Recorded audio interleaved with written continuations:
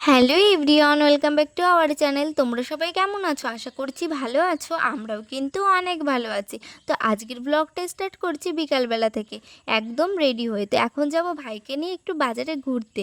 ও যেহেতু অনেক দিন পর এসেছে, এর জন্যই যাব। এদিকে দেখো আমরা বেরিয়ে পড়েছি, আর আমাদের রাস্তাটার অবস্থা দেখো। আর হ্যাঁ, শুধু কিন্তু ভাইকে নিয়ে আমি একা যাচ্ছি না, সাথে কিন্তু আমার বড়ও যাচ্ছে।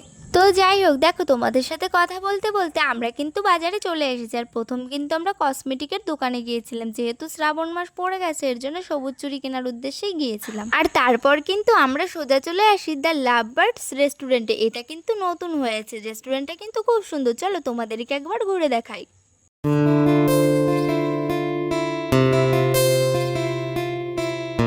তো তোমাদের কেমন লাগলো আমাকে কিন্তু অবশ্যই কমেন্ট করে জানিও। আর এদিকে দেখো আমরা অর্ডার করেছিলাম দুটো চকলেট আইসক্রিম। যেহেতু আমরা প্রথমবার এসেছিলাম, এর জন্যই বেশি কিছু অর্ডার করা হয়েছিল না, কিন্তু আইসক্রিমটা দারুণ খেতে ছিল। তো তারপর দেখো আমরা কিন্তু একটু ওষুধের দোকানে গিয়েছিলাম, আমাদের একটা ওষুধ নেওয়ার ছিল। তো ওখান থেকে দেখো আমরা চলে এসেছি বড় ঠাকুরের মন্দিরে। আমাদের বাজারে এই মন্দিরটা আছে, এটা আর কালী ঠাকুরের মন্দিরটা আছে। তো আমি বাজারে আসলে এইখানে আসি।